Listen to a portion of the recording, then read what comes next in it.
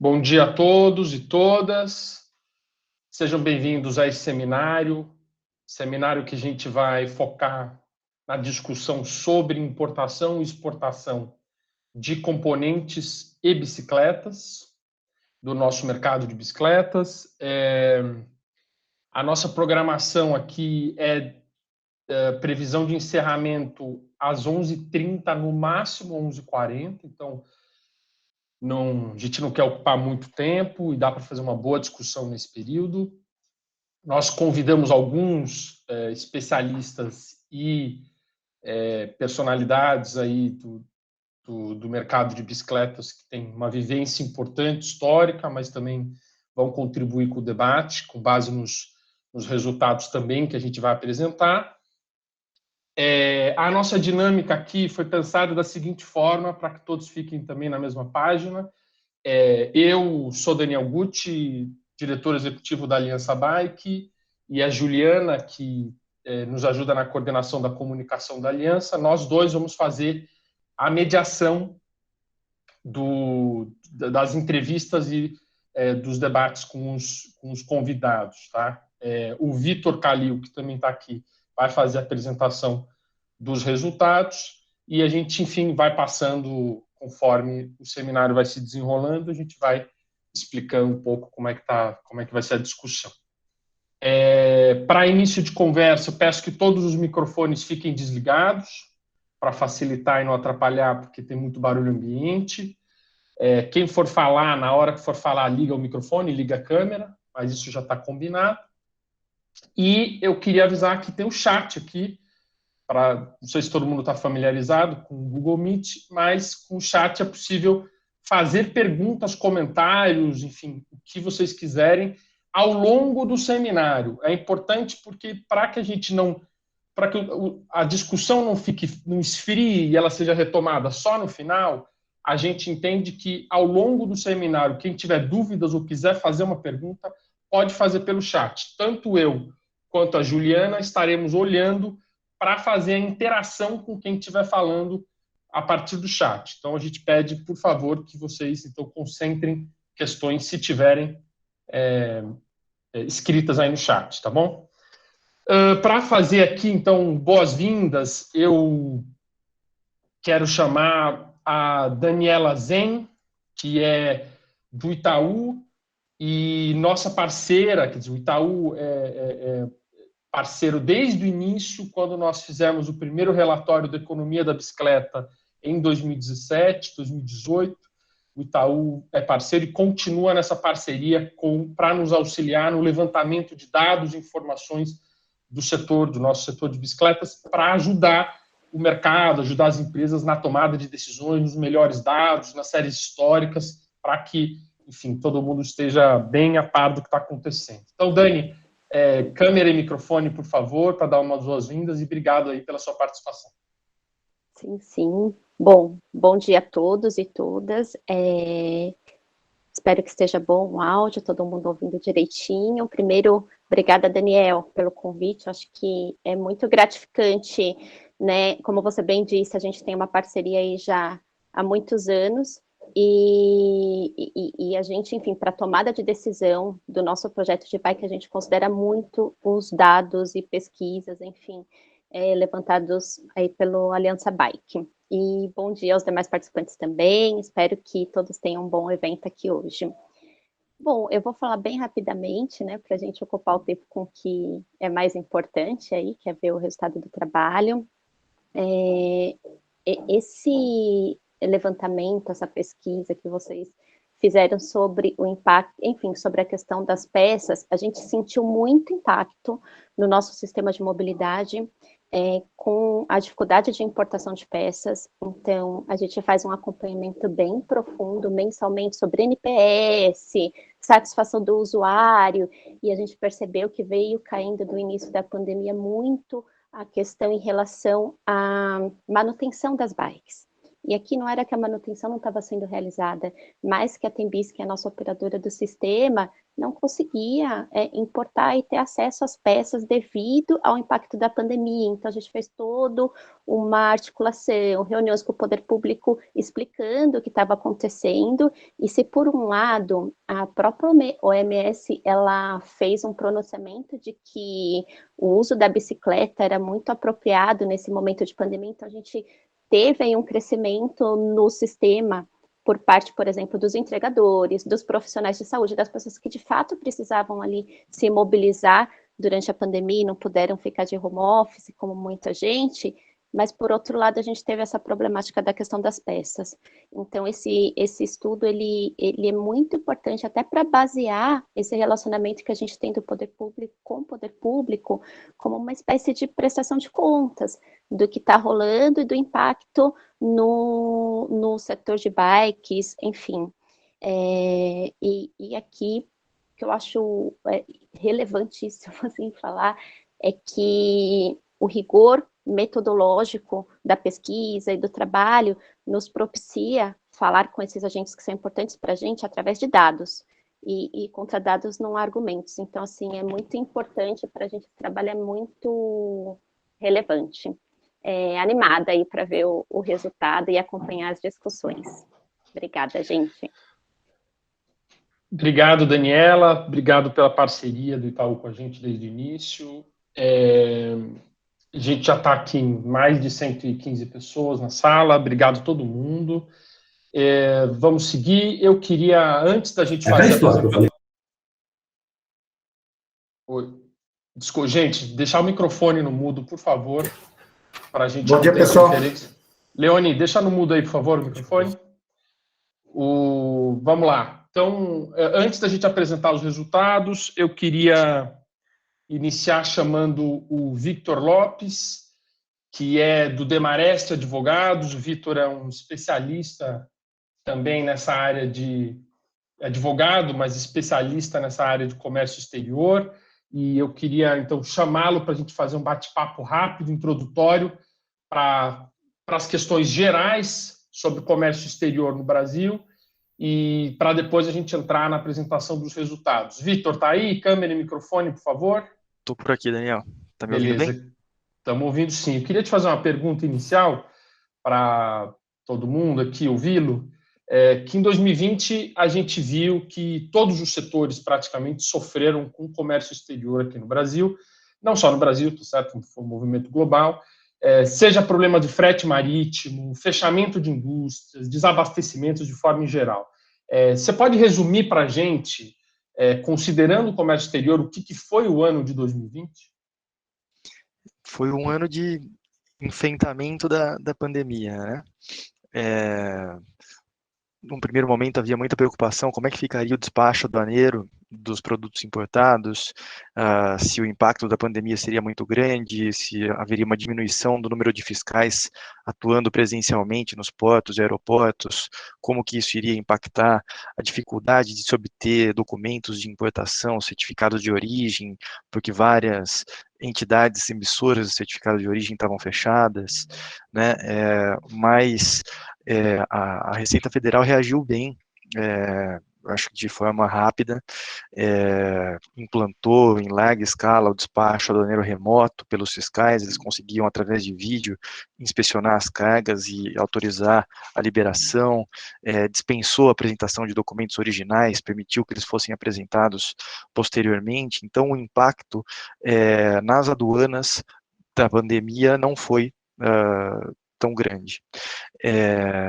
E o resultado da pandemia, além aí, as pessoas que são do mercado vão saber falar até melhor do que eu, da desorganização das cadeias produtivas, porque países que produziam determinados componentes ficaram fechados por mais tempo, e isso gerou aí problemas na obtenção dos componentes e tudo mais. Mas aqui no Brasil, o que a gente viu foi uma queda nas importações, né? A queda foi de 4% nas importações, com queda em todos os setores, seja em produtos agrícolas, produtos minerais e produtos industrializados. e, por outro lado, um aumento nas exportações, um aumento médio de 5%, sendo que esse crescimento foi puxado pela exportação de produtos agrícolas, que cresceram 7%, um aumento de 2,7% na exportação de produtos minerais e uma queda de 11% na exportação de produtos industrializados. Então, o resultado e a causa disso é que a China, que é o destino das nossas exportações de produtos de produtos agrícolas e minerais, se recuperou mais rápido, a economia começou a voltar lá mais rápido, e com isso as nossas exportações ficaram ainda mais concentradas em produtos agrícolas e minerais para a China, né? Então, isso foi o ano de 2020, aí no comércio exterior de forma geral. E, Vitor, qual que seria, que um pouco informações que você tem, a gente sabe que você acompanha bem de perto o governo federal, qual que é hoje a visão predominante no governo federal sobre o Brasil e o Mercosul com relação ao comércio exterior? Então, quais são as políticas que têm sido adotadas e como elas impactam no nosso mercado? A visão predominante do governo federal é de que a tarifa, né, a tarifa a gente fala é o imposto de importação, aplicada pelo Mercosul, pelo Brasil e pelo Mercosul, está muito alta se você comparar com países com o mesmo perfil, o mesmo grau de desenvolvimento econômico. Então, normalmente o governo usa México, África do Sul, Índia. Se você compara a tarifa média brasileira com a tarifa média desses outros países, a nossa é significativamente mais alta, e o governo bate nisso em toda oportunidade, em todo seminário que você ouve alguém da área de comércio exterior do governo brasileiro falar. E eles, desde o começo do governo, têm buscado de todos os meios reduzir o imposto de importação, só que enfrentam muita resistência, seja por parte da Argentina, por parte do Mercosul. O Mercosul hoje é uma união aduaneira, né? Uma união aduaneira significa que você não aplica imposto de importação nas vendas entre os países membros do Mercosul. Então, quando vai do Brasil para a Argentina, ou da Argentina para o Uruguai, ou do Uruguai para o Paraguai, não tem imposto de importação. E você também aplica a mesma tarifa para importações de fora do bloco. Então, o Brasil não pode, de forma unilateral, mudar as suas tarifas. Ele precisa mudar toda a tarifa do Mercosul, a não ser que ele use um mecanismo de exceção, como a lista de exceções ATEC, como um ex-tarifário, como a lista de exceções de bens de informática e telecomunicação, como as situações de desabastecimento, que são exceções nas quais os países podem unilateralmente alterar o imposto de importação. Então, esse governo está tentando usar esses mecanismos ao máximo para reduzir o imposto de importação dentro do que ele pode, de forma unilateral, e tentar forçar com a Argentina e com os demais países membros, que em princípio apoiam a posição brasileira, para reduzir a tarifa média do bloco, e para obter uma autorização para poder negociar acordos comerciais sozinhos, mas até agora não houve grandes avanços aí nessa frente. Boa, Vitor, obrigado. A última pergunta que eu queria fazer, antes da gente entrar nos dados, é com relação à balança comercial brasileira. Você citou rapidamente, ela, apesar de ser positiva, inclusive em 2020, a gente lê que os economistas eles não celebram esses resultados. Quer dizer, a gente exporta mais, mas a gente perde competitividade no mercado internacional e a gente é cada vez mais dependente da exportação de commodities, matérias-primas, né? Como é que você enxerga esse fenômeno? É tudo culpa da China? E saber um pouco qual que é a sua visão de qual que é o lugar que o Brasil precisaria ou deveria ocupar no comércio exterior, no comércio global, e onde a gente deve investir um pouco mais os nossos recursos, nossa energia, nossos investimentos. Eu acho que desde a entrada da China na OMC em 2001, atuando com empresas estatais, com muitos subsídios, né, o mundo inteiro teve que cortar custos e ser mais competitivo para tentar competir com a China. Então, você teve um acirramento muito forte da competição, muito mais competitividade. E num cenário como esse, se você tem um sistema tributário arcaico, né? Aqui no escritório a gente trabalha com muita empresa estrangeira que vem investir aqui no Brasil, e você vê a decepção dos estrangeiros. Eles falam assim: puxa, olha, se eu estivesse no meu país, eu já tinha contratado 5 engenheiros e 1 advogado. Aqui no Brasil, eu já contratei 5 advogados e 1 engenheiro. Né? Então, o sistema tributário, com 4 tributos sobre venda de mercadorias, mais o ISS, são 5 tributos indiretos, que poderiam ter um imposto só de valor agregado. Isso é um absurdo, assim, né, quanto te prejudica na competitividade. Isso você soma o alto número de contenciosos trabalhistas, essa bagunça que é a parte regulatória. Se você quer ver como é que é a parte regulatória de um produto agrícola, por exemplo, que é o nosso forte, meu Deus, né, entra no site do Ministério da Agricultura e tenta ver, entra no site da Anvisa e tenta pesquisar uma regulamentação. Então, tudo isso, num cenário de muito mais competitividade, pesa muito mais. Então, se você, a isso soma baixo nível de educação, infraestrutura precária, né, das rodovias, ferrovias e tudo mais. Então, isso tudo pesa demais num cenário em que você tem mais competitividade. E acaba que você vai exportar produto agrícola, porque você tem uma área enorme, né, cultivável, e que o mundo uma demanda crescente, e produto mineral, porque também tem demanda crescente. Fora isso, onde você precisa de mais competitividade, que é no produto industrializado, enquanto você não superar essas questões, educação, infraestrutura, sistema tributário, sistema trabalhista e regulatório, nós não vamos conseguir competir em produtos industrializados. Essa é a minha visão. Perfeito. Vitor, obrigado pela sua participação, pelo panorama geral do nosso comércio exterior, do Brasil. Gil. Bom dia, pessoal. Bom dia, Vitor. Calil está por aí para a gente começar? Deixa eu ver se ele aparece. Estou sim. Então tá bom. Estou aqui. Não sei se o Guti quer colocar aqui essa pergunta, o Rogério Viduedo colocou aqui para a gente, se a falta dos contêineres também impactou, né, e fez um paralelo aí com os taxistas, quando vão cruzar a cidade de uma periferia a outra, que acaba não tendo a demanda para fazer essa viagem de volta. A gente deixa para daqui a pouco, ou você quer fazer alguma consideração? Acho que a gente deixa no debate com os convidados, que com certeza vão falar sobre isso. Perfeito. Então, apresentar um pouco o Vitor. Importante falar que ele é mestre em Sociologia pela USP, coordena pesquisas em mobilidade urbana no Centro Brasileiro de Análise e Planejamento, o SEBRAP, e estuda mobilidade por bicicleta desde 2012. Então, já faz aí quase uma década.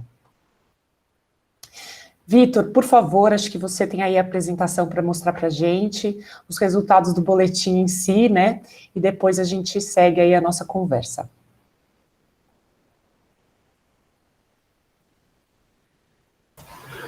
Obrigado, Juliana. Bom dia, pessoal. Estou compartilhando aqui a apresentação. Antes de começar, agradecer mais uma vez o convite da Aliança Bike, do Guti, para que eu pudesse fazer essa parte da análise dos dados de importação, exportação e distribuição de bicicletas e componentes. E acho que esse papo que o Guti teve com o Vitor antes é muito bom, porque ele elucida também, apesar dele ser um pouco mais amplo do que a cadeia de bicicleta em si, ele elucida muito do que acontece em relação ao que a gente vai ver agora aqui.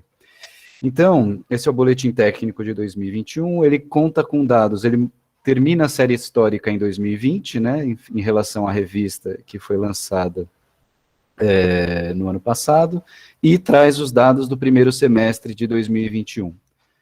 Então, um pouquinho só do contexto e da metodologia sobre o qual os dados estão inseridos, são analisados. Então, ano de 2020, transformações no comércio internacional, diversos pontos de desequilíbrio, tanto nos processos produtivos, como nas logísticas e nos mercados consumidores. É um imperativo, a crise sanitária, a pandemia, ele é um imperativo para entender essa flutuação que a gente observa nos dados, que a gente vai ver daqui a pouco.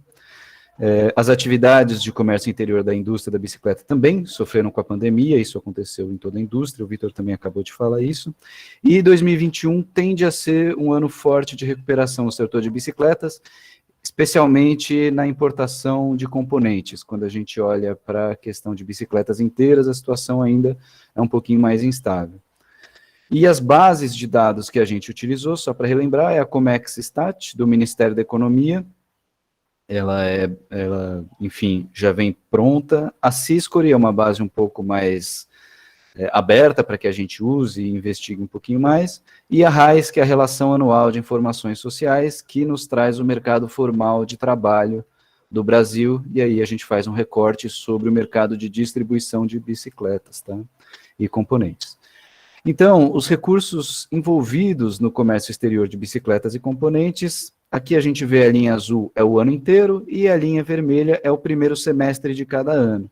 Então, a gente, de fato, consolida essa queda em 2020, mas a gente percebe que o primeiro semestre de 2021 apresenta um aumento bastante significativo que sugere, de fato, uma recuperação, que demonstra, né? Não sugere, ele demonstra uma recuperação, chegando até a ser maior do que o volume total de recursos envolvido nesse comércio exterior em 2016, ou seja, então é algo ali que estava entalado desde 2020, com todos os problemas que já foram falados anteriormente, e no primeiro semestre de 2021 parece ter essa recuperação bastante importante.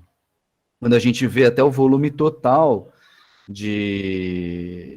da cadeia, a gente percebe que o primeiro semestre de 2021 chega muito próximo do que foi o ano inteiro de 2020, né? Aqui a gente tem quase 200 milhões e aqui a gente tem 236, ou seja, então seguramente o segundo semestre deve fazer com que isso cresça ainda mais. Os valores gastos com importação de componentes e bicicletas inteiras, eles apresentaram cenários diferentes. Quando a gente olha para componentes, a gente tem um aumento bastante significativo no primeiro semestre de 2021, chegando o valor, inclusive, próximo ao valor gasto de componentes no ano inteiro de 2020, um crescimento de 136%, mas o valor gasto com importação de bicicletas não teve o mesmo cenário. A gente vai ver uma leve recuperação mais para frente no primeiro semestre, mas ainda não dá para dizer que isso é tão consolidado quanto a gente viu com os componentes. Em 9 categorias de NCM, eles apresentaram mais de 100% de aumento na importação em relação ao primeiro semestre de 2020, né? Então, a gente selecionou aqui alguns NCMs deixando destacados, são aqueles em que, por exemplo, quadros, o primeiro semestre de 2021 teve 178% de aumento em relação ao primeiro semestre de 2020. De novo, a gente vê esses primeiros 6 meses quase igualando ao valor gasto no ano inteiro de 2020, isso se reproduziu para outros NCMs, também é esperado, mas acho que o interessante aqui é a gente dimensionar e aí ter uma sensação dessa expectativa, né, do que pode ser para o segundo semestre e tudo mais. Amazonas, Santa Catarina e Espírito Santo são os estados que mais importam componentes. A gente vê uma inversão no primeiro semestre de 2021 entre Santa Catarina e Amazonas. A gente não sabe o quanto isso se consolida para o próximo semestre, né? Mas, a princípio, parece uma inversão bastante interessante de se observar, em função até da distância que se tomou entre os dois estados, né? Aqui é um pouco da série histórica do gasto com componentes por cada estado. Então, a gente vê que a trajetória de Santa Catarina e Espírito Santo é uma trajetória, ao longo do tempo, relativamente mais irregular, e o Amazonas ele tem uma trajetória mais linear. Eu acho que o modo de produção em cada um desses locais explica, e acho que não é o caso de entrar aqui, mas todo mundo aqui entende o que pode ser ou não ser, que explique esse comportamento mais irregular nesses estados que não estão no polo industrial de Manaus. A indústria asiática concentra mais de 90% da origem dos componentes importados, então ela já tinha uma importância muito grande na série histórica, e ela continua para o primeiro semestre de 2021. China, Taiwan e Indonésia são os principais centros da onde a gente importa os componentes, né? E só esses três países concentram mais de 80% do valor gasto com componentes. Então, vale destacar aqui também, no primeiro semestre de 2021, o valor gasto com componentes na China foi muito parecido com o valor pago ao longo de todo o ano de 2020, né? Então, eu acho que isso também mostra a China se estabelecendo de novo, ou recuperando de novo da situação que foi levantada no estudo anterior, de um problema no fornecimento de componentes. O Porto de Santos e Itajaí se destacam como as principais unidades da Receita Federal de entrada de componentes. Até o Vitor comentou, né, que as questões aduaneiras, elas se mantiveram relativamente estáveis ao longo da pandemia, e isso se mostra também na questão da importação dos componentes. Eles entram principalmente pelo Porto de Santos, que sempre concentrou aí entre 30% e 40% do total do volume recebido, e o Porto de Itajaí também, que principalmente nos últimos anos vem se mantendo em torno de 25%. A importação de bicicletas inteiras tem um histórico de queda, mas tem um leve crescimento no primeiro semestre de 2021. Né? Ele tem esse crescimento de 20%, como são poucas unidades, né, aí em torno de 30%, 40%, então esse número é mais fácil a gente ganhar em porcentagem. O ideal é a gente ver, acho que no caso principalmente das bicicletas inteiras, é olhar para o agregado do ano, embora a sensação que dá a partir dessa recuperação é que vai chegar pelo menos próximo ao patamar de 2020, que foi 50 mil, em torno de 50 mil unidades, e possivelmente, se o fôlego de importação de bicicletas inteiras for o mesmo, vai ultrapassar. Santa Catarina e Espírito Santo são os estados que mais importam bicicletas, e a China é o principal fornecedor, né? Então aqui a gente tem as unidades de bicicletas importadas ao longo de 2020 e no primeiro semestre de 2021. E interessante também a gente ver, mais uma vez, se repete aquele cenário, né? Só no primeiro semestre de 2021, por exemplo, Santa Catarina já importou quase a totalidade de 2020. China, Taiwan, né, Formosa aqui é Taiwan, e Vietnã são os principais países da onde a gente importa as bicicletas e respondem aí por 92% dos recursos empenhados. A exportação de bicicletas, ela caiu entre 2019 e 2020, a gente está falando daí de uma parte menor desse comércio exterior, né, ali em torno de 1,5%, 2%, e apresentou um comportamento atípico no primeiro semestre de 2021. Né? Então, a gente vê esse cenário de queda entre 2019 e 2020, e no ano de 2021, a gente tem um aumento no volume de unidades, mas uma redução no valor recebido. E aí, isso pode ser tanto em função do tipo de bicicleta que está sendo exportada, pode eventualmente ser problemas de declaração das unidades de exportação. No caso das importações, quando a gente trabalha os bancos de dados, a gente consegue identificar erros de declaração. No caso das exportações, isso é mais difícil, por isso a gente deixa o dado e fala, bom, esse número ele precisa ser consolidado com o dado do ano para tentar entender esse comportamento. E as bicicletas, elas continuam indo mais massivamente para o Paraguai. O Uruguai aumentou a sua proporção um pouquinho no primeiro semestre de 2021, e a Bolívia teve um volume de exportação, ou a proporção das bicicletas que vão para a Bolívia ainda foi menor do que o ano anterior. Vale destacar também a China, que aparece como um país que recebe mais de 20% das bicicletas inteiras que o Brasil exporta. A exportação de componentes vem apresentando aumento desde 2019. Então, mesmo com a pandemia, a exportação de componentes apresentou um leve crescimento. E o primeiro semestre de 2021, esse crescimento foi ainda maior. Né? Então, quando a gente vê aqui a exportação, a gente já vê essa curva em 2019 crescendo, e quando a gente vê só compara os primeiros semestres, a gente vê que essa curva ela é muito mais acentuada para cima, sugerindo, então, que a gente vai ter um aumento bem grande. Então, mais de 80% Vale destacar de novo que mais de 80% dos recursos recebidos na exportação de componentes vieram da Argentina, Paraguai e Estados Unidos. Um destaque aqui também, fazendo aquela comparação que a gente fez 2 vezes anteriormente, o volume de exportação de vendas de componentes no primeiro semestre de 2021 já é muito parecido com todo o ano de 2020, então a possibilidade é que isso cresça bastante. Só um instante.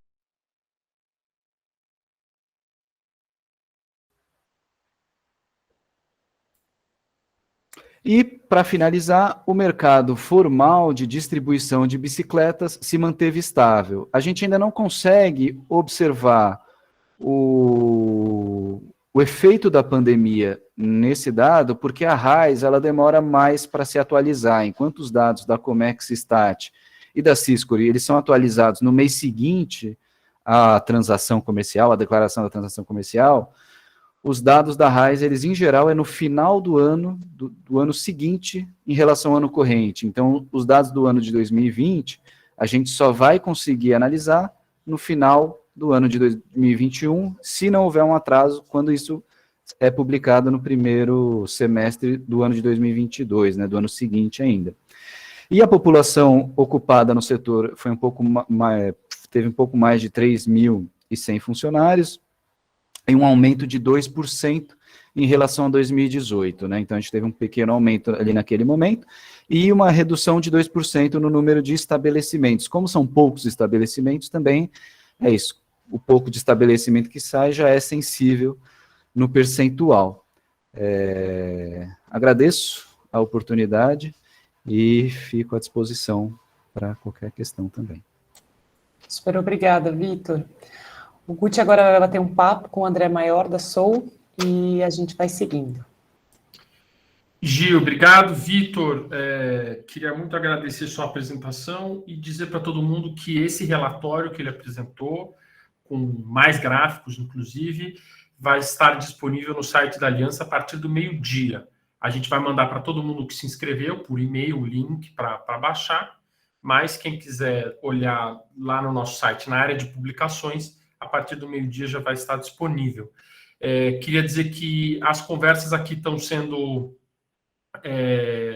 gravadas e esse seminário vai ser disponibilizado depois também no YouTube, quem quiser assisti-lo na íntegra, e falar que o chat está disponível para perguntas. Então, a gente está concentrando no chat exatamente porque a gente tem agora uma programação de discussão com convidados. E o primeiro convidado que eu queria chamar aqui, já para ligar o microfone e a câmera, é o André, da Soul Cycles. O André, você está aí? Tô aqui. Beleza. O André, a gente sabe, todo mundo conhece um pouco a história dele no mercado. Para quem não conhece, o André tem uma história muito forte com importação, com trade, e mergulhou no nosso mercado de bicicletas aí a partir saindo da Sandal e começando a Soul, né, André? Pouco isso. Primeiro, bom dia a todos. Obrigado aí, Daniel, pelo convite. Né? Obrigado a todos que estão escutando a gente. Na verdade, a Sandal era minha cliente na trade. Né? E aí foi uma oportunidade lá na crise de 2008, quando eles começaram a fechar, eles tiveram uma situação difícil, e naquele momento eles resolveram fechar as partes de bikes e de peças que eles tinham, de distribuição de peça multimarca, para tentar salvar a operação de moto. E como ele era minha cliente nessa parte específica de peça, eu chamei o diretor lá na época, que tocava a operação, falei para ele assim, não entendo nada disso aí. Hoje eu tenho capital para investir e tenho estrutura. Você traz seu conhecimento aí, vamos entrar nesse negócio aí, né? Entendeu? Legal. Então, pelo menos assim. Então, não tenho nada a ver com a Sandal, assim, especificamente. Ela só era minha cliente, foi minha cliente na operação de importação, fiz serviço de importação para ela durante uns 6 anos. É mais ou menos essa história. Boa. E, André, eu queria te perguntar, começar, a gente sabe que a Soul foi uma das empresas pioneiras no Brasil a se posicionar como uma montadora de bicicletas especializadas no país, lá, 2009 e 2010, né? Como o que você enxerga de semelhança e de diferença no nosso mercado de quando vocês começaram e agora, 10 anos depois?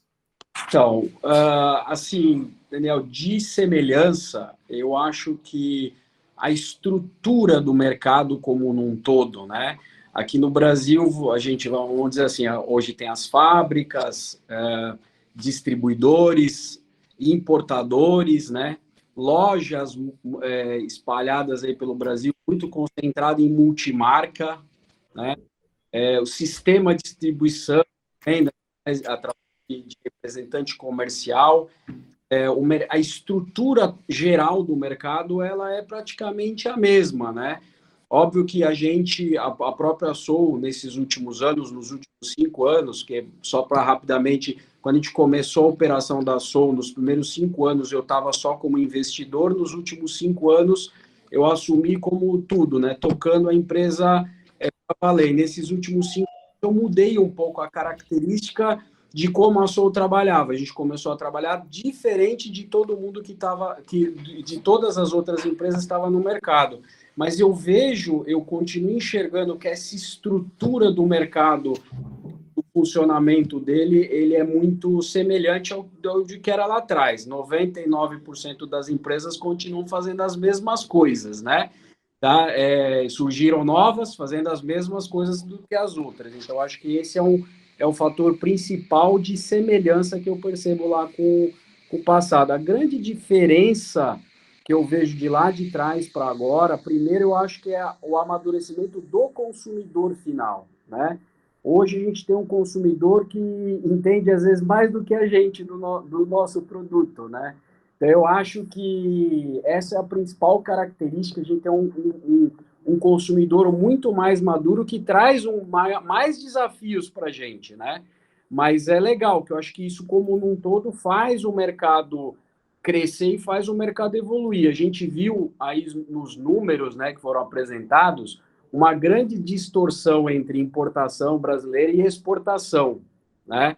E uma questão que eu já vi até no chat alguém falando que no passado a gente tinha uma indústria forte, se o Brasil ia retomar a ser uma indústria forte. Eu acho que primeiro para retomar a gente precisa dessa competitividade, para fazer o que a gente enxerga, o que o consumidor realmente deseja, para a gente fazer o que o consumidor deseja. Eu acho que muito, não só da indústria de bicicleta, mas vamos generalizar, falar da indústria como um todo, o Brasil tem hoje o costume, né, de se esconder atrás de incentivos, né? E quando a gente se esconde atrás de incentivos, a gente não vai melhorar o produto, tá certo?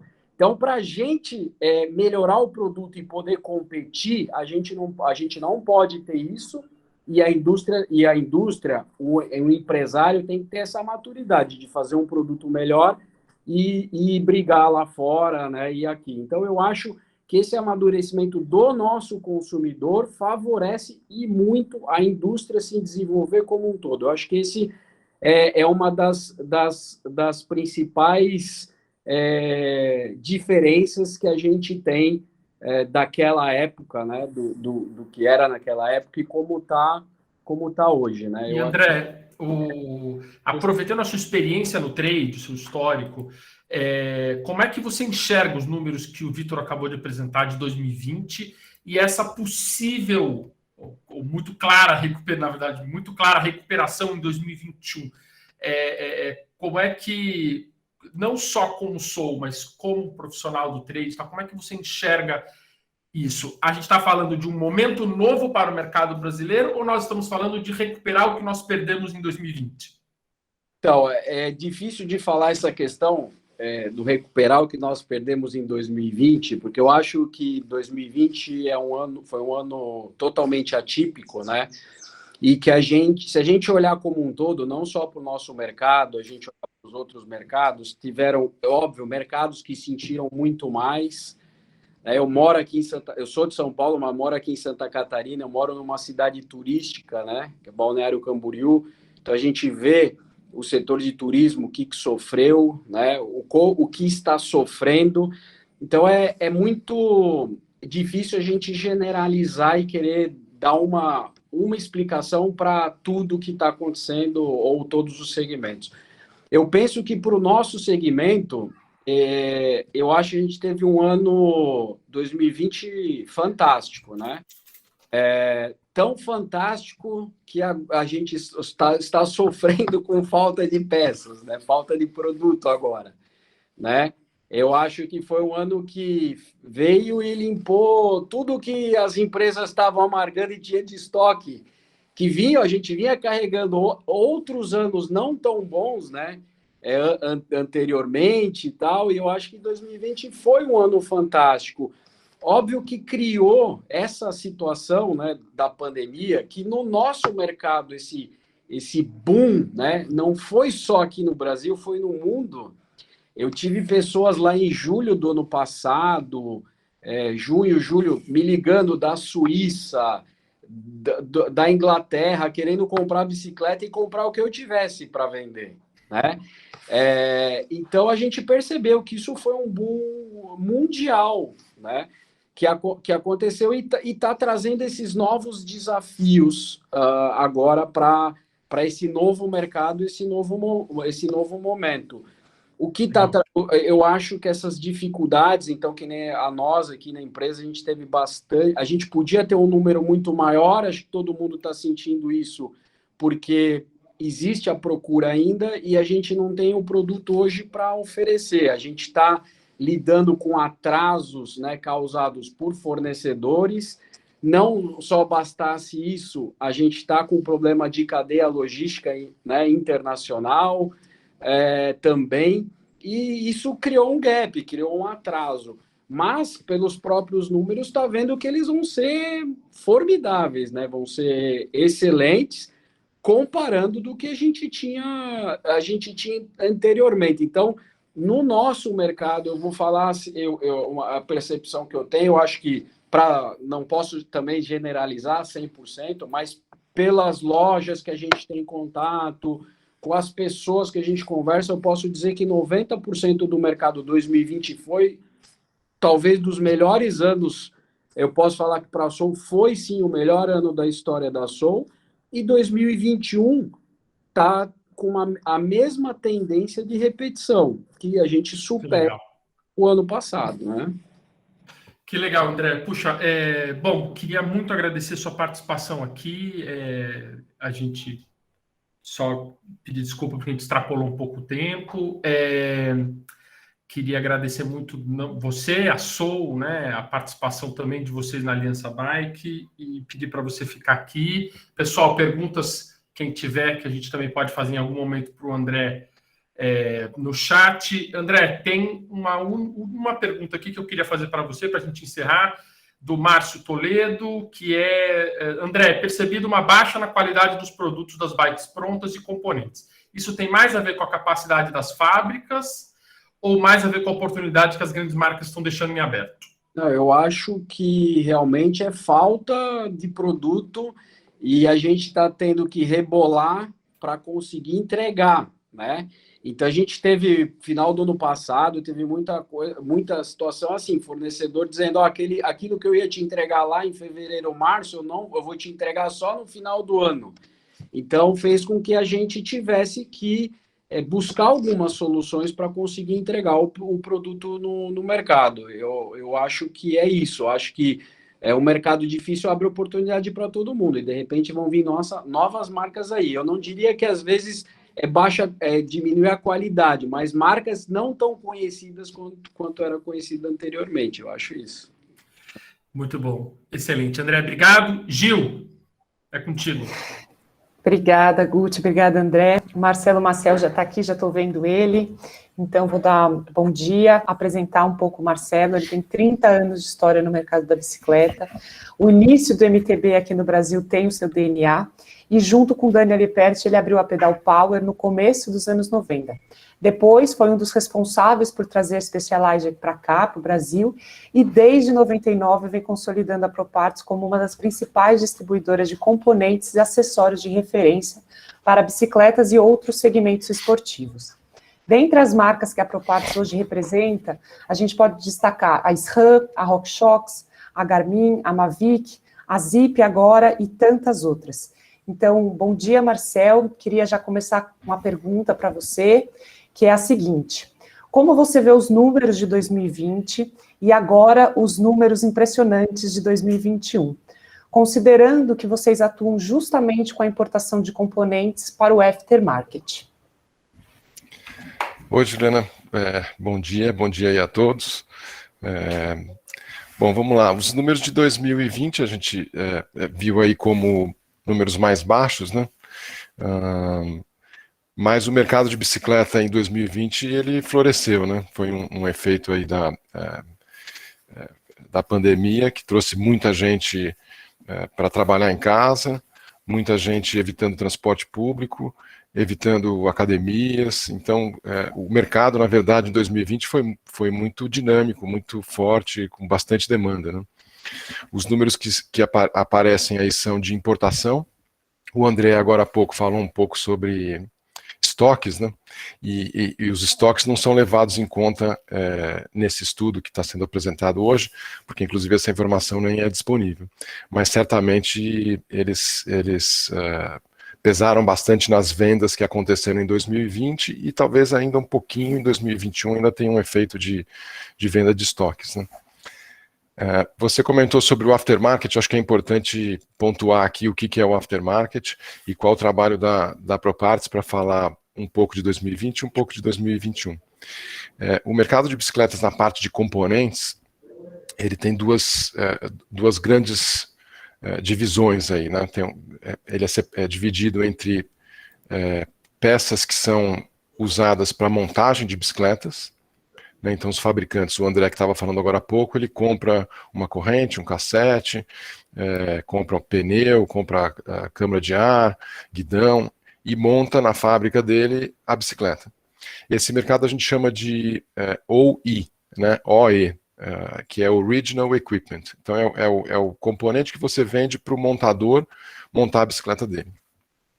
O aftermarket é o componente que você vende para as lojas, embalado para o consumidor,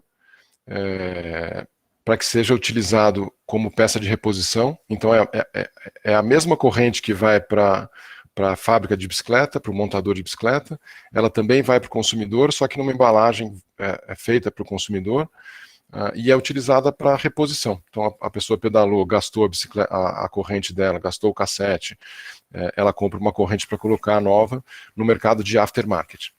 E a Proparts trabalha especificamente no aftermarket. A nossa parcela de peças que a gente vende para montadores é mínima.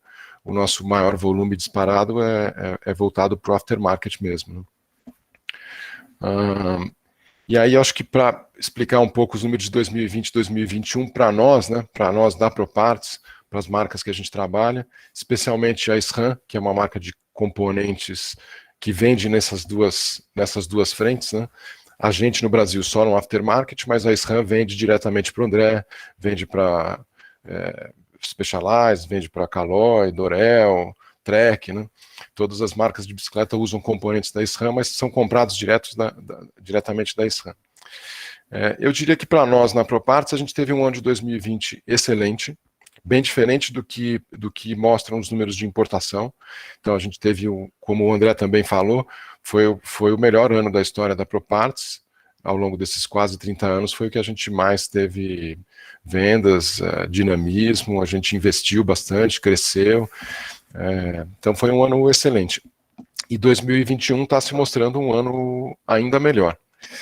Eu acho interessante comentar que os números que a gente vê no estudo de hoje tem uma parcela muito grande de componentes que vai para a montagem. E também gostaria de destacar que o efeito da pandemia, que no mercado de bicicleta foi tão positivo, né? Claro, não falando da questão da saúde, mas falando da questão do reflexo no mercado, foi muito positivo.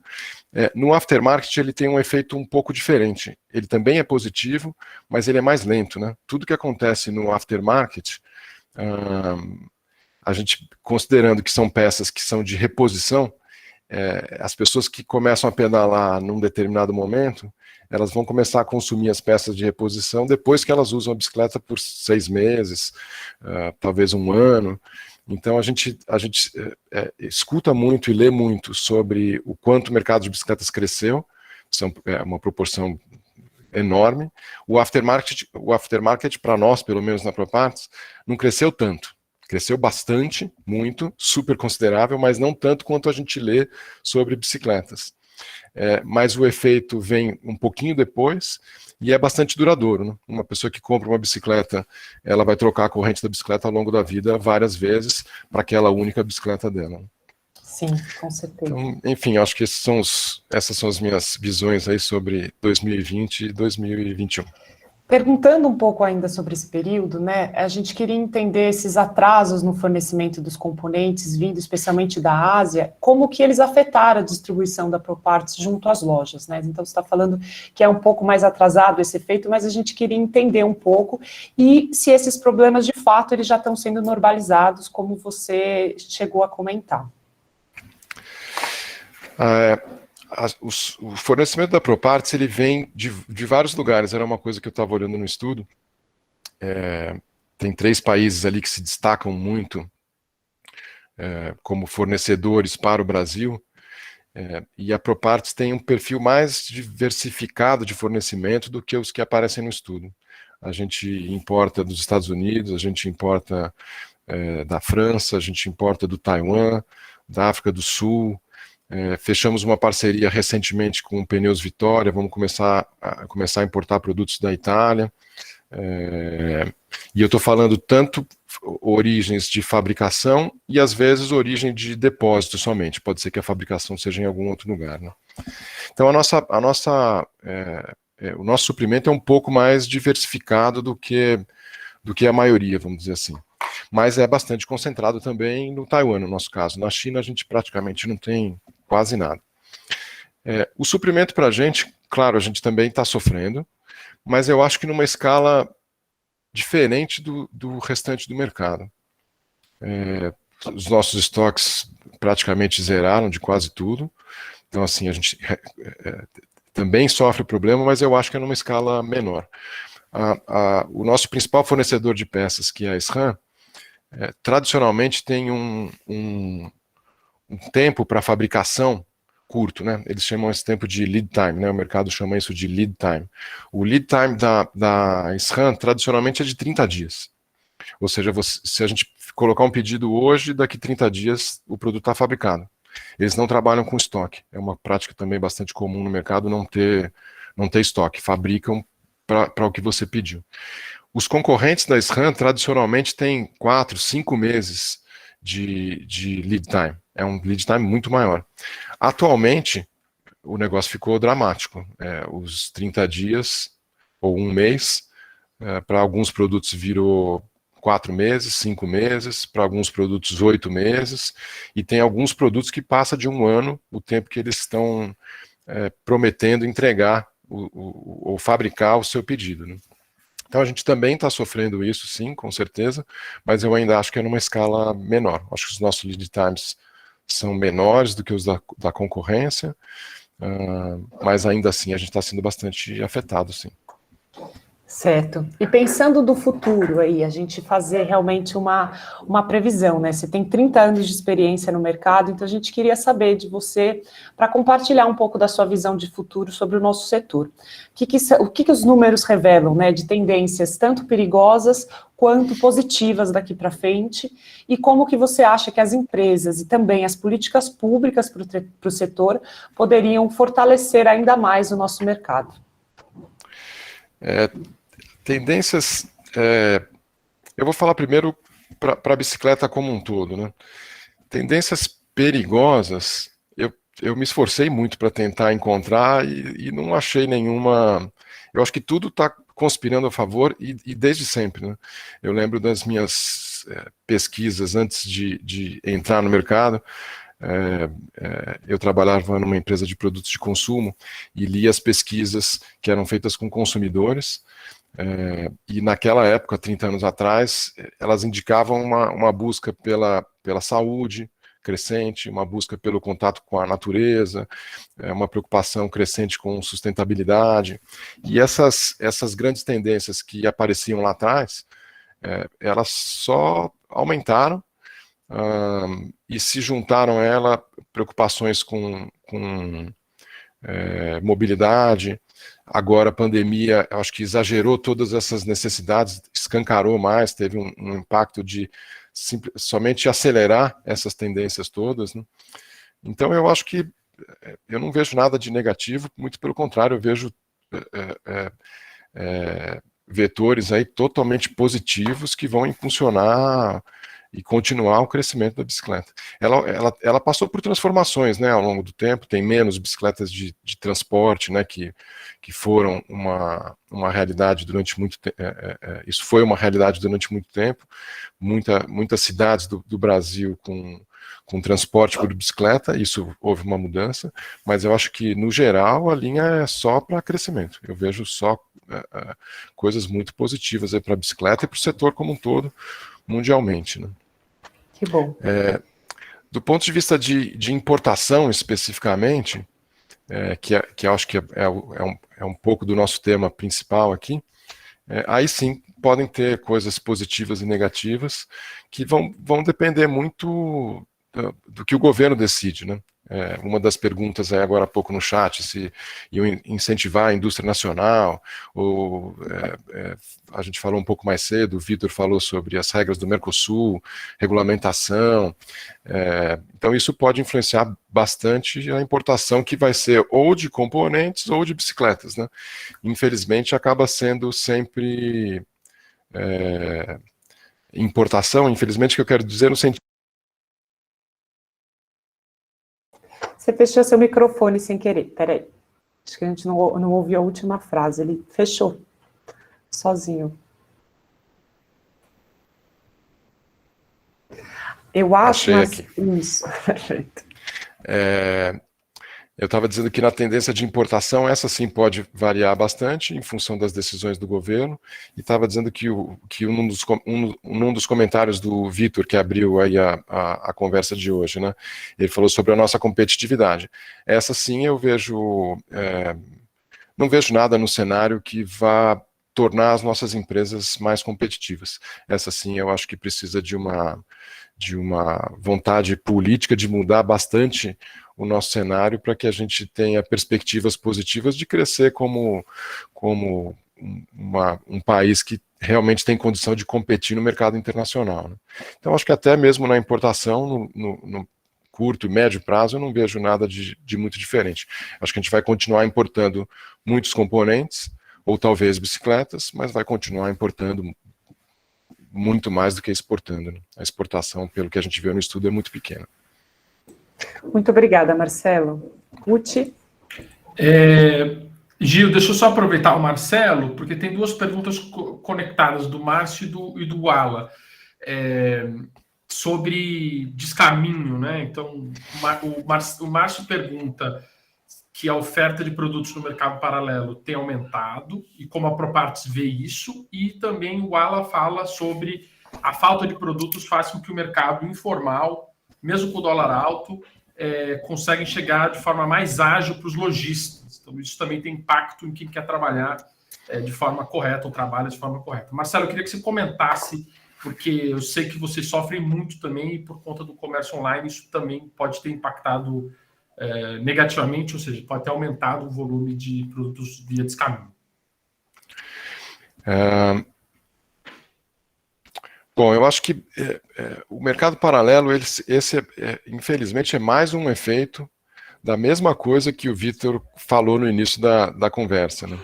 Então, com tanta regulamentação complexa, com impostos dos mais altos do mundo, comparando com países parecidos, né, com o mesmo nível de desenvolvimento, o mesmo nível, com países similares, a gente está aí com impostos muito mais altos.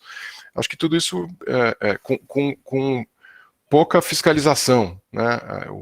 A gente, infelizmente, não percebe, né, através desses anos todos que a gente lutou contra o mercado informal, a gente percebeu nas autoridades um desejo pequeno em buscar acabar com isso, né? Então, acho que a gente sofre, infelizmente, no Brasil, sofre bastante, sim, com o mercado paralelo. A gente luta bastante contra isso, mas é uma luta ingrata. A gente sempre lutou, continua lutando e vai continuar lutando, né?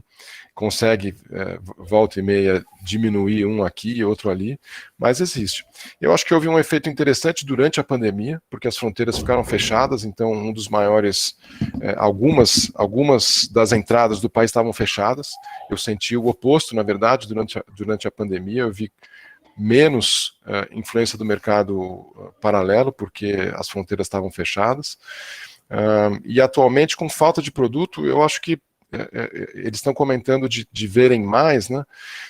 Eu não tenho visto tanto, e atribuo justamente ao contrário. Quando falta produto, e hoje está faltando no mundo inteiro, eu acho que o suprimento de mercado paralelo diminui. Não estou dizendo que ele não exista, tá? Certamente existe, mas eu não acho que ele está tão ativo. Eu acho que nesses últimos ano e meio, a gente tem tido um pouco menos de efeito do mercado paralelo do que a gente tinha no passado. O que talvez possa acontecer é o seguinte: quando alguém procura o produto e não acha, talvez ele esteja olhando onde antes ele não olhava. Preciso de uma peça, passei na loja que eu estou acostumado a ir, não encontro. Ligo para uma outra loja, não encontro, talvez eu vá procurar num site de comércio e acabe vendo mais e comentando mais, né? Mas eu acho que, de fato, nesse último ano e meio, a gente teve menos efeito do mercado paralelo. Marcelo, obrigado pela sua participação, muito. A gente sabe que o fuso horário para você é ingrato. Tudo bem, tamo junto. Tamo junto. E eu queria chamar o Jean. Jean, câmera e microfone, por favor. O Giancarlo Clini, ele atua no mercado de bicicletas há mais de 25 anos. Ele começou como lojista no interior de São Paulo. Em 94, ele iniciou a distribuição da Scott no Brasil. E desde então, ele está à frente do desenvolvimento e gestão da marca aqui no país. Sempre voltado aos assuntos do mercado, o Jean é um dos fundadores da Aliança Bike. Jean, primeira pergunta para você. A Scott é uma das líderes do mundo no segmento de bicicletas especializadas, está no Brasil desde 94 pelas suas mãos. O que o mercado está vivendo atualmente, o que a gente vê, ele se compara ao boom do mountain bike dos anos 90? Bom dia a todos. Obrigado aí novamente pela oportunidade de participar de um evento super importante para a gente discutir e visualizar, né, o momento que a gente está vivendo. Eu acho que é diferente, né, porque nos anos 90 houve o boom do mountain bike. Então, era um movimento em cima de uma renovação da bicicleta, ou seja, a bicicleta tinha o ciclismo, tinha o BMX, né, o meio de transporte e tal, e de repente apareceu a mountain bike, e isso deu uma renovada no mercado que estava, de certa forma, ali bem acanhado, bem em banho-maria ali, né? E de repente veio a mountain bike e você vê surgir uma nova indústria, que é isso, tudo isso aqui que está hoje, a gente vive isso, né? Hoje, eu acho que a pandemia, ela trouxe um boom para o mercado como um todo, né? Fez, vamos dizer, um renascimento de todas as modalidades, seja mobilidade urbana, seja o mountain bike, seja o ciclismo, o lazer. O que a gente mais vê hoje é gente tirando bicicleta velha da garagem, né?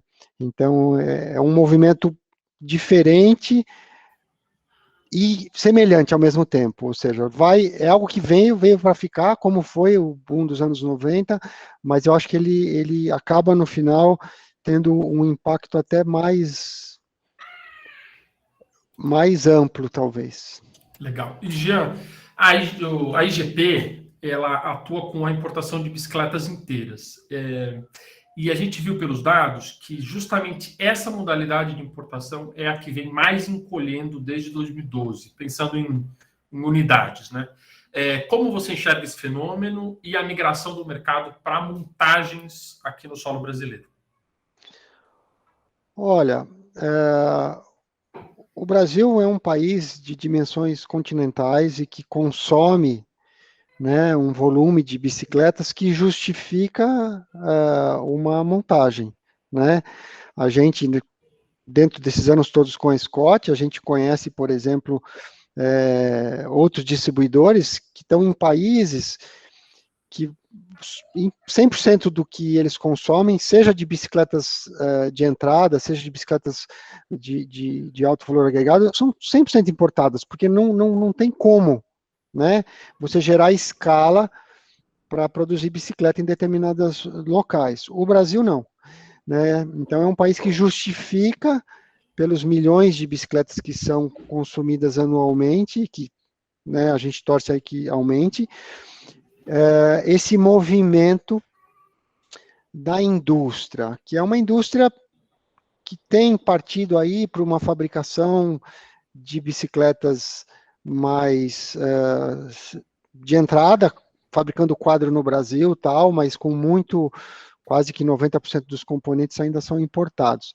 Mas eu acho que é um movimento sem volta, né? Eu acho que o Brasil é isso. Por que o volume de importações caiu? Posso dizer pela nossa experiência. Nós importávamos a linha toda, anos atrás, e a gente sabe aqui, quem está no mercado há muitos anos, que das marcas importadas de bicicleta, até 2010, tinham 20, 30 marcas importando bicicletas completas. Hoje a gente conta nos dedos. Quem ficou são as marcas que realmente têm produtos com altíssimo valor agregado, porque as bicicletas de médio para as bicicletas de entrada realmente estão sendo produzidas no Brasil e atendendo a maior parte da demanda. Boa. Jean, considerando agora a sua atuação como presidente da Aliança, qual seria, na sua visão, uma política governamental adequada para impulsionar ainda mais o nosso setor? Especialmente, eu acho que na visão tributária, na questão tributária e na geração de emprego e renda. Como é que você enxerga o que seria uma política pública para o nosso setor? Esse é um assunto que a gente tem debatido bastante, né, internamente. A minha visão, e acredito que a visão da maioria das pessoas aqui do grupo, do conselho e tal, é que se nós tivéssemos uma política pública realmente direcionada a tornar o Brasil um grande montador de bicicletas, isso eu estou falando no âmbito nacional, né, porque realmente a tributação de produtos, imposto de importação de produtos que não são fabricados no país, ela penaliza a indústria, né? Então, muitos produtos, toda a cadeia de transmissão da bicicleta,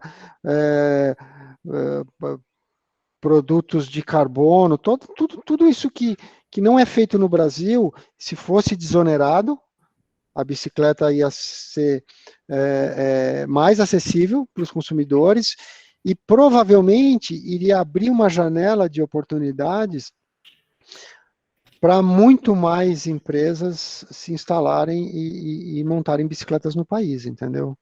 Então, eu acho que esse seria o melhor caminho que a gente tem discutido e defendido, é uma política maciça de desenvolvimento de montagem de bicicletas no Brasil.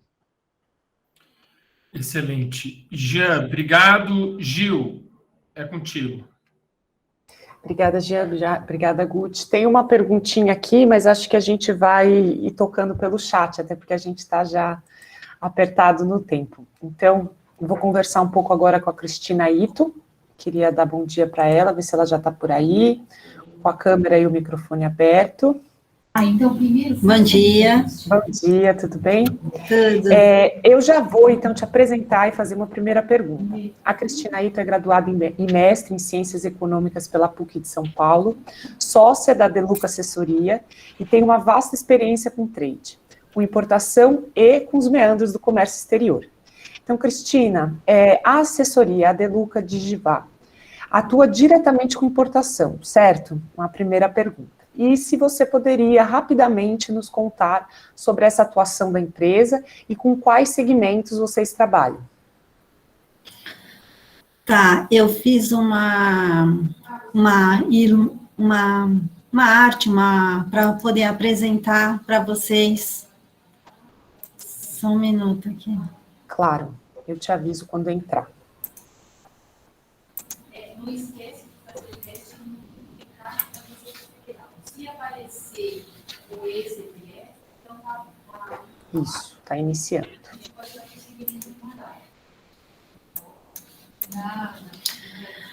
A De Luca De Giva não só atua na área Cris, eu vou pedir para você, desculpa te interromper, Imagina. Se você puder clicar na apresentação, que é aqui no ícone inferior direito, que tem esse do lado do tamanho, vai descendo um pouquinho. Aqui, um pouco mais para a direita, aquela que parece uma apresentação que nem antigamente a gente colocava, é o terceiro dessa linhazinha.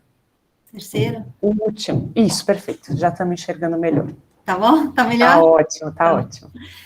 Então, ela atua não só na área de importação, como de exportação, e faz todo o trâmite para nacionalização dos produtos importados. Não só na área de bikes, mas de várias outras áreas. O processo, desde o contato com a origem até a entrega do produto no cliente final. E antes de tudo, a gente elabora as planilhas de custos para ver se a empresa tem um aporte financeiro que comporta essa nacionalização, inclui ela no radar e nos demais órgãos ligados à Receita Federal. Basicamente, é isso que a gente faz. Aqui são alguns dos nossos clientes que a gente atua e desembaraça. Entre eles, tem componentes da indústria de automação, partes e peças de bicicleta. E entre os entrevistados e o relatório, eles mostraram muito que o aumento das importações de componentes aumentaram. Mas a gente tem que ir de bicicleta montada, não.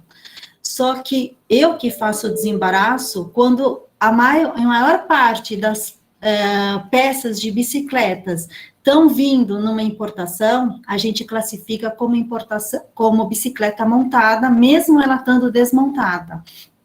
Entra na classificação da montada, e não de partes e peças.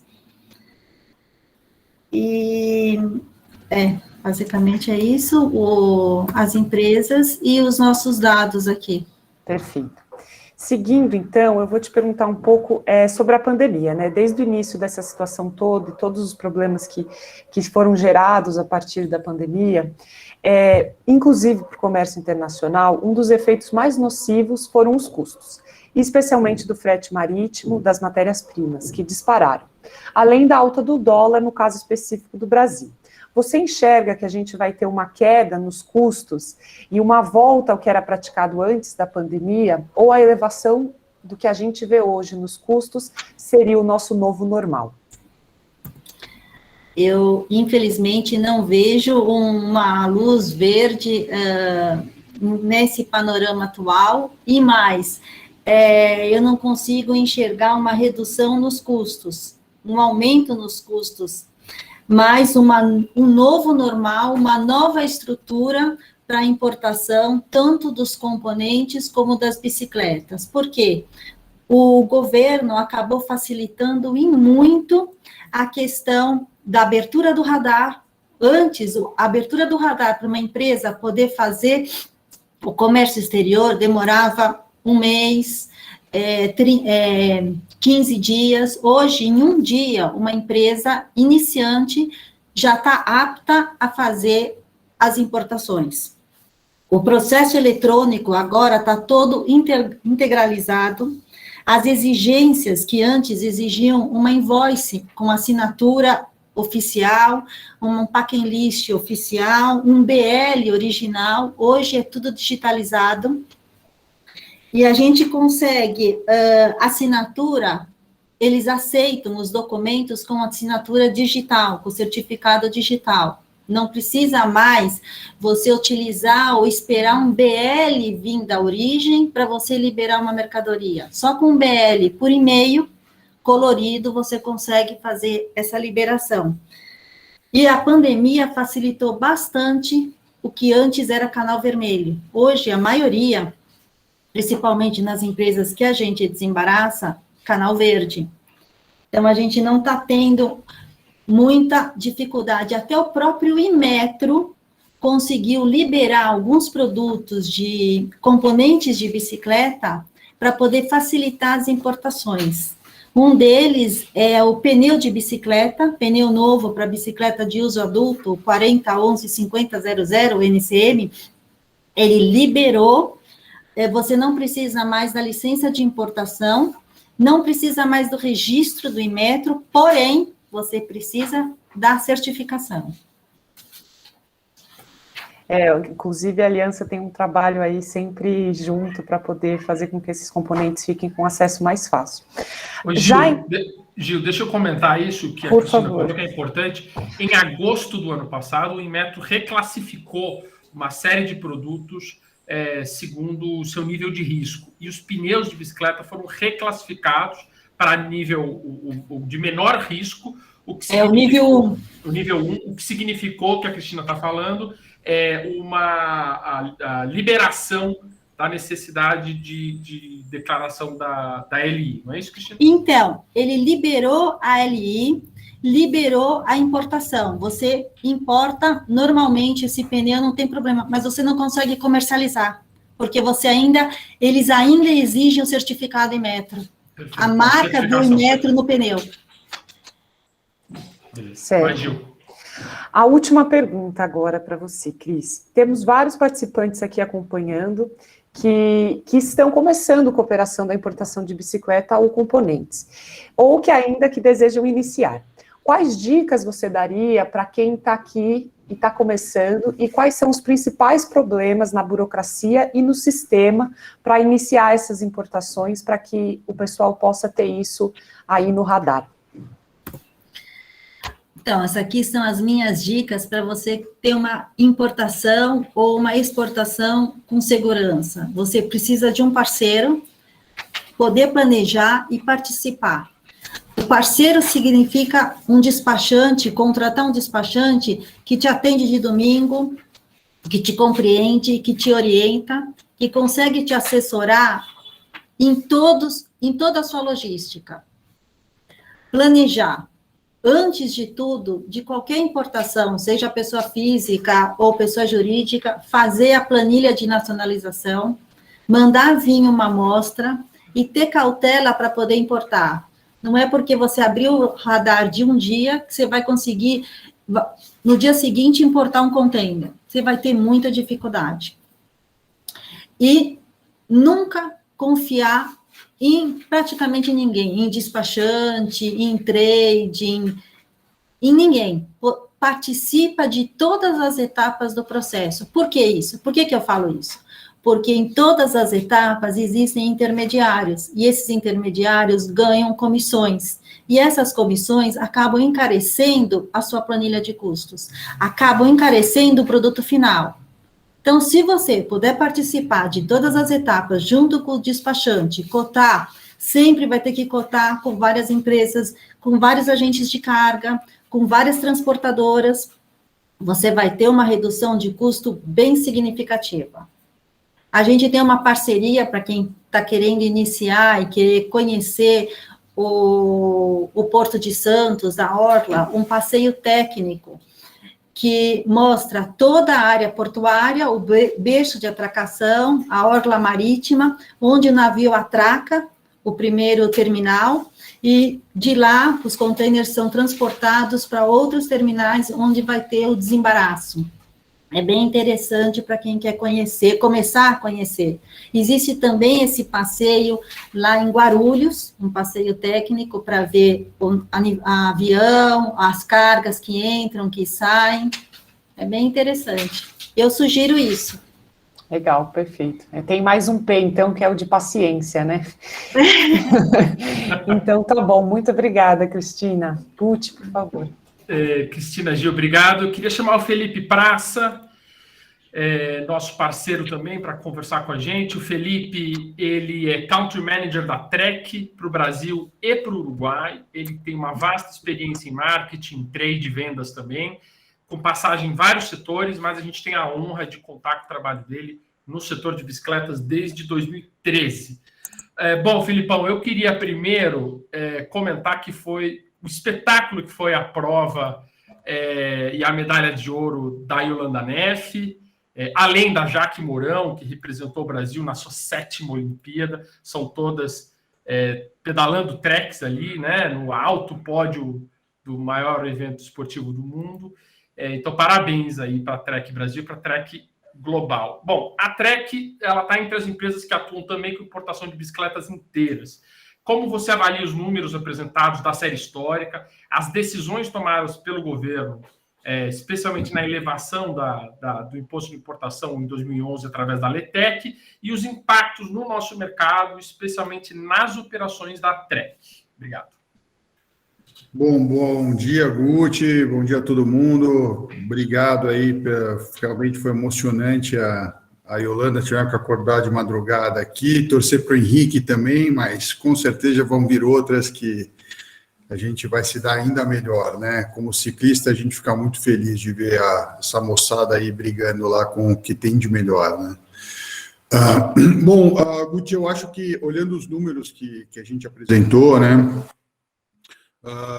E depois eu vou falar um pouco do quanto isso impacta a nossa operação aqui, mas se a gente acompanhar os números que a gente vai propiciar a quem está aqui e olhar o site da Aliança e comparar os números de 2010 até 2020, os números fechados que foram apresentados e está lá no nosso relatório, a gente vê que o dinheiro envolvido em importação de bicicleta, ele, em 10 anos, cresceu quase 14%, 13,9%.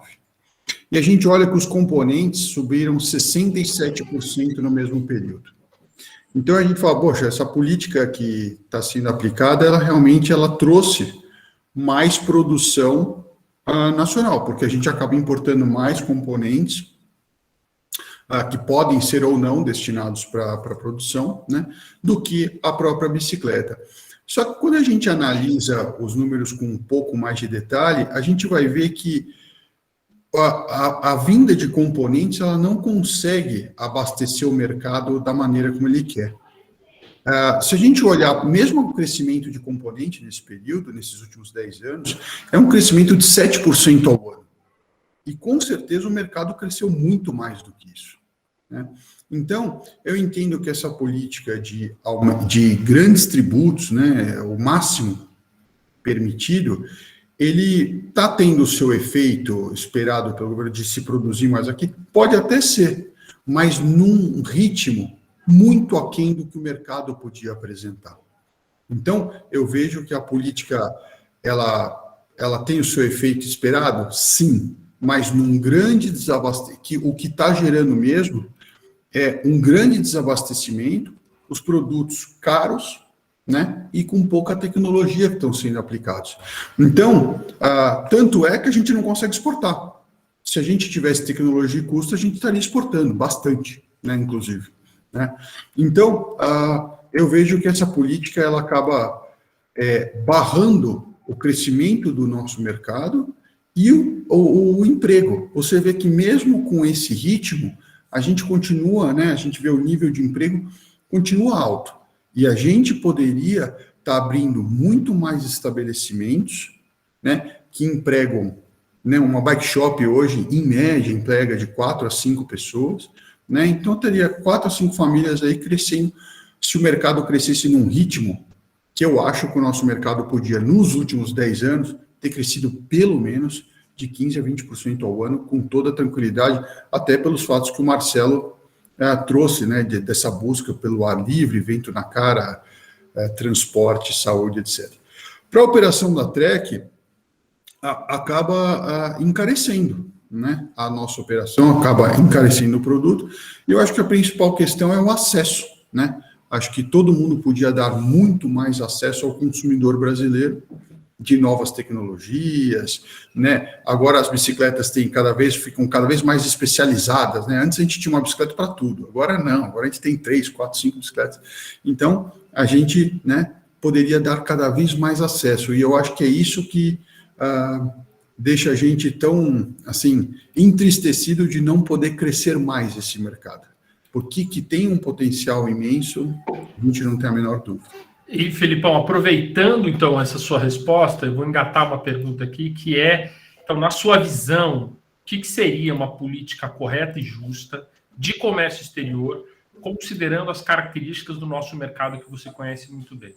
Na sua opinião, qual seria essa política correta e justa? Olha, Guti, eu entendo que eu sou um defensor do livre comércio em qualquer instância, né?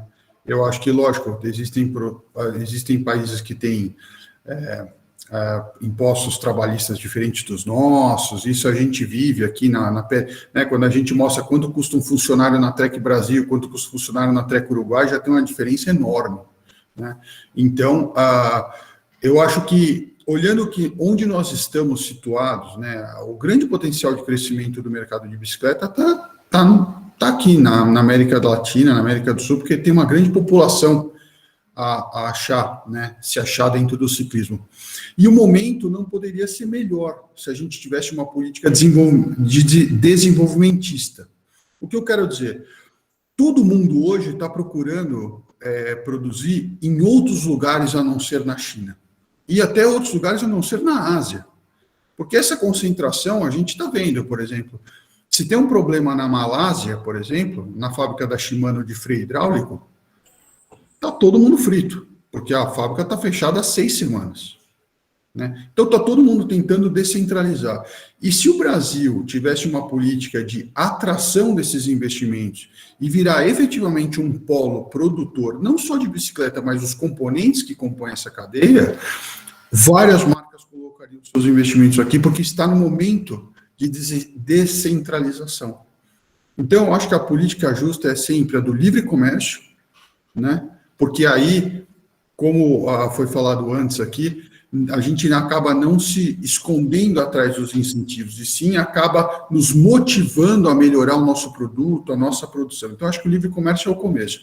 E a política desenvolvimentista poderia capturar todos esses investimentos que estão por aí. Está pipocando um monte de investimento por aí, e infelizmente o Brasil não recebeu nenhum, né? Enquanto países como o Camboja, a Índia, começam a receber investimentos vultuosos, porque eles têm as condições para tal, né? Então, eu entendo que, se a gente tivesse uma política para a gente virar um polo produtor, né, eu adoraria ver que a gente tem uma política fantástica para que a SRAM colocasse uma fábrica no Brasil e pudesse abastecer todo mundo aqui dentro, né? E aí a SRAM pudesse exportar para o mundo através do Brasil. Isso eu acho que seria o melhor para a geração de emprego, tecnologia e competitividade do setor.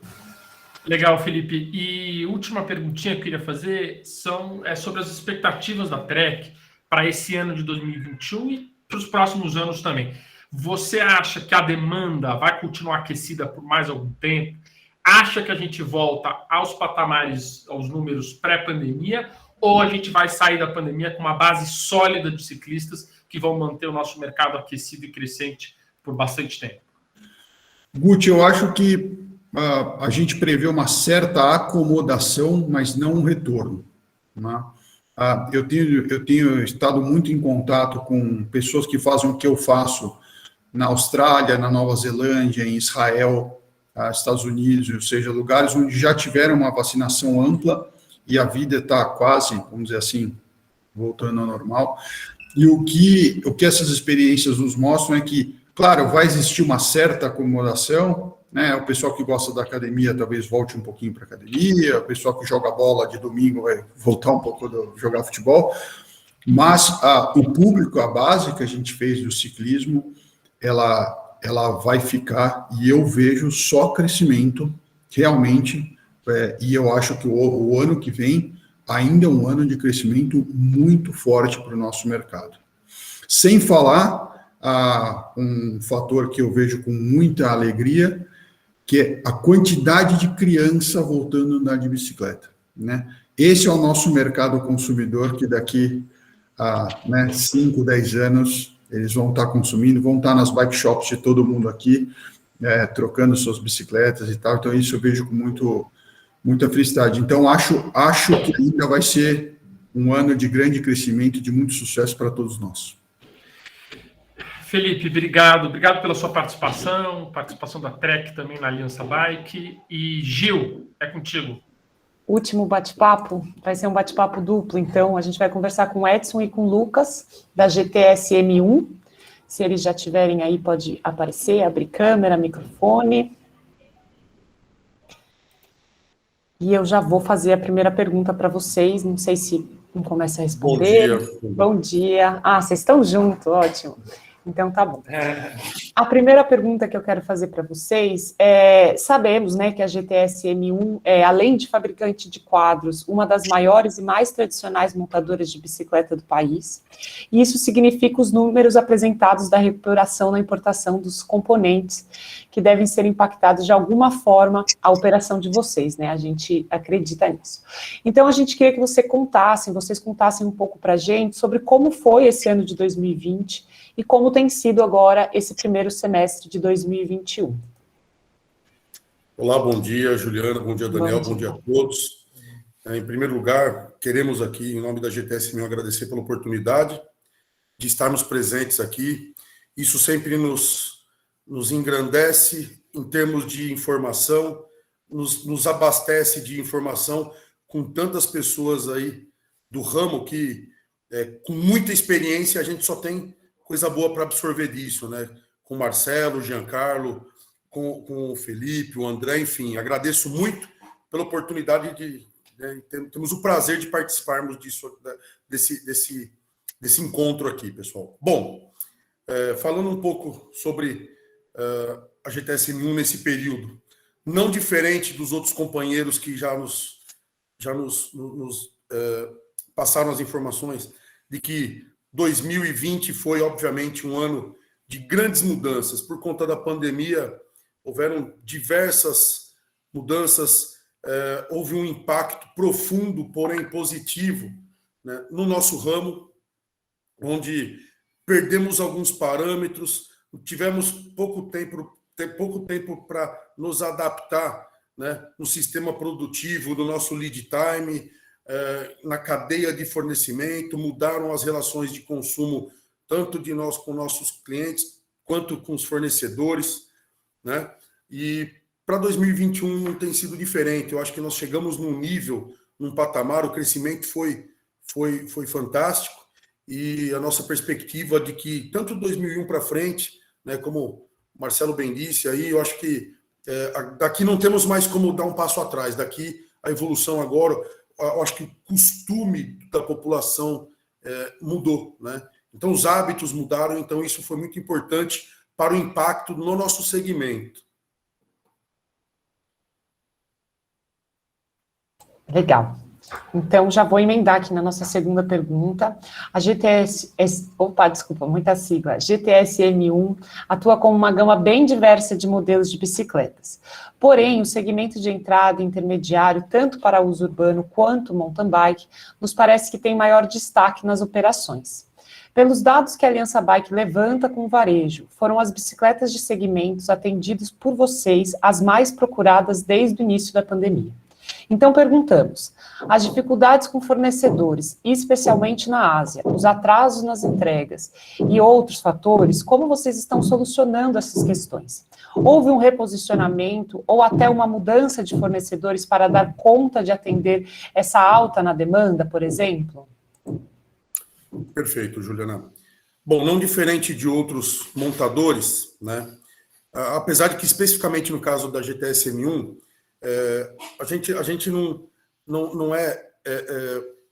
a gente não distribui somente peças SRAM ou Shimano, né? Nós buscamos algumas alternativas há algum tempo já no mercado, né? Onde nós importamos componentes com a nossa marca, componentes de outras marcas. Claro que a gente sabe que a absorção pelo mercado nacional é mais difícil, né? Quando você fala que não é Shimano, quando não é SRAM, é muito mais difícil você colocar esse produto para o consumidor, né? Produtos que atualmente são bons produtos, são bons componentes, tem mecânicas excelentes, porém não é conhecido pelo público, né? Então a gente sentiu bastante dificuldade, mas por outro lado, quando veio essa pandemia e a dificuldade no abastecimento, nós tínhamos já o nosso estoque, ele já estava dentro do nosso lead time, ele já estava bem fortalecido, vamos dizer assim, onde nos deu tempo para segurar um tempo até que as nossas importações que estavam a caminho, algumas já embarcadas, outras programadas, fossem recebidas, né? E a gente teve também que buscar algumas coisas no mercado nacional, obviamente, por conta da escassez de diversos componentes. Isso não é novidade, então a gente teve que olhar para outros lugares também, né? Então a gente saiu daquela zona de conforto e foi buscar em outros fornecedores alternativas. Isso não só de componente de bicicleta, mas componente para fabricação do quadro, como alumínio, como tinta, como componente, né, para montagem do quadro, como vareta de solda, como diversos outros itens, né? Então, isso nos fez trabalhar mais e nos esforçar mais, saímos da zona de conforto para buscarmos alternativa. Até porque foi muito difícil nesse início nós nos enquadrarmos dentro de toda essa cadeia, né? De entendermos os novos números, de entendermos os processos, refazer a nossa estrutura, investirmos na nossa parte fabril, investirmos na mão de obra. Enfim, foi um ano que, para todos nós aqui que estamos, foi um ano bem diferente, né? Foram 2 anos que estão indo aí bem diferente do que era antigamente, né? Então, a gente teve que realmente se reposicionar, buscar alternativas, mas o nosso impacto foi um impacto importante, mas não foi grave, vamos dizer assim, por conta da gente ter outras alternativas aí no estoque nesse período, né? Então, como já bem disse lá o André, ele falou assim, olha, um número que tem que ser bem considerado também é a venda dos remanescentes, né? Do estoque remanescente. Então, para a gente isso foi fundamental para que a gente pudesse atender a essa nova demanda e entendemos essa nova necessidade do nosso mercado aí. Legal. E para fechar, uma pergunta que eu acho que para muita gente vai ser interessante. A gente sabe que vocês são uma das empresas líderes em vendas no Mercado Livre e em outras plataformas de marketplace. Esta operação ela é feita diretamente por vocês ou vocês contam com parceiros lojistas, né? E qual é a visão da empresa com relação a lojas físicas, serviços, pós-venda e etc.? Perfeito. Bom, Juliana, nós temos aqui, né, nós atuamos em diversas plataformas de marketplace, no Mercado Livre também, porém, a nossa loja virtual, ela representa a maior fatia desse bolo, ok? Nós investimos há alguns anos já, o Lucas, ele iniciou a nossa loja virtual em 2013, e ele veio, né, montando um time e fortalecendo o time dele, né, e ficou muito forte o nosso time de marketplace aqui, e é a nossa locomotiva, né? E pensando na nossa visão, nós montamos e vamos inaugurar em 2 semanas uma loja que vai ser o nosso outlet em São Paulo. É o carro-chefe, né, o carro-chefe de um projeto que estamos iniciando, para que nós possamos não só fazermos o processo de venda, mas também o processo de atendimento, de pós-venda, de manutenção de bicicletas que nós vendemos. Esse é um plano piloto, onde estrategicamente estaremos nas cidades que são estratégicas para a nossa logística, né? Então, a gente visualiza isso como uma oportunidade de nos aproximarmos, né, do nosso cliente, né, das pessoas que consomem o nosso produto. Tá? Então, a gente vai, dessa maneira, trabalhar para que a gente tenha em pontos estratégicos, tendo em vista que a gente vende bicicleta para o Brasil inteiro, a gente quer estar mais próximo aos lugares, nós queremos fortalecer essa logística, né? E esse foi um ponto que também nos trouxe um pouco mais de maturidade, tudo isso, né? Então, a gente não quer ficar na mesmice, a gente não quer A gente precisa se adequar, nós precisamos nos especializar mais para atender cada vez melhor o nosso público, porque é um público cada vez mais exigente. A gente sabe que antigamente a gente tinha, né, como disse o Felipe, né, antigamente era uma bicicleta para tudo, hoje o consumidor ele tem mais informação, ele tem mais informação disponível, né, então ele tem hoje uma bicicleta para cada tipo, para cada modalidade. Então, a internet, de um modo geral, ela municiou, né, o consumidor de informações, porque antigamente, quando ele ia na loja, era o que o vendedor oferecia. Né? Hoje, ele vai na loja virtual e ele tem uma infinidade de informações à disposição dele, que isso foi muito positivo para a tomada de decisão dele, e isso eu acho que é fundamental, né, para que o consumidor possa adquirir, né, uma bicicleta ou qualquer produto que seja, ele tem que ter a informação, que é o que... Isso é uma tendência, né? Sim, com certeza. E continuar pedalando, né? Porque faz toda a diferença uma bicicleta, os componentes que atendam bem. Exato. Então é isso. Eu agradeço vocês. O Lucas acabou não dando. Se quiser dar um oi. E passo para o Guti para a gente já fazer aí os encaminhamentos. Muito obrigada. Gil, obrigado. Lucas e Edson e pessoal da GTSM1, obrigado pela participação. Pessoal, vou fazer só alguns informes importantes. Primeiro, eu acabei de colocar no chat um link para quem quiser receber notícias do mercado de bicicletas todos os dias no WhatsApp, que é nosso Bicicleta News, que já estamos batendo 1.800 inscritos. Então, quem ainda não faz parte, não assina, por favor, acho importante. Por lá circulam convites, circulam dados, informações, circulam notícias do mundo e do Brasil.